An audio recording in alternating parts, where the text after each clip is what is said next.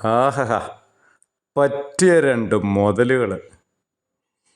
ഇവരുടെ വിചാരം ഇവർ കേരളത്തിൻ്റെ ഉത്തരം താങ്ങുന്നത് കൊണ്ടാണ് ഈ സംസ്ഥാനം ഇടിഞ്ഞു പൊളിഞ്ഞു വീഴാത്തതേ എന്നാണ്. ഒരാൾ ഏഷ്യയിൽ ഏറ്റവും കൂടുതൽ കേസുകൾ സ്വന്തം പേരിൽ കൊണ്ടു നടക്കുന്നയാൾ, മറ്റേയാളോ സന്ത് ബന്ധുക്കളെ കേസിൽ നിന്ന് ഊരാൻ വേണ്ടി ദൈവതുല്യന്മാരുടെ മുമ്പിൽ ആയുധം വെച്ച് കീഴടങ്ങിയ മഹാനുഭാവൻ. ആചാരം സംരക്ഷിക്കാൻ വലിയ വായിൽ നിലവിളിച്ച പോപ്പേ, അയ്യപ്പൻ്റെ സ്വർണപ്പാളികൾ, യോഗതൻ്റെ ഇതൊക്കെ കടൽ കടന്നിട്ട് എത്ര കാലമായി? ഒരു പ്രതിഷേധമില്ലേ എൻ്റെ പെരുന്ന പോപ്പേ?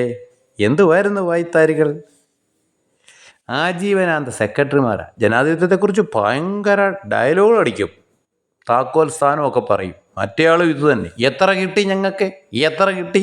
സ്വന്തം സ്ഥാപനങ്ങളിൽ അനിയ എത്ര തരും, എത്ര തരാൻ പറ്റും അനിയ, ഇവിടെ ജാതിയൊന്നുമില്ല, എത്ര തരും എന്ന് പറഞ്ഞ് തുണ്ടുകടലാസിൽ കൊടുക്കാൻ പറ്റുന്ന ലേലം വിളിയാണ്.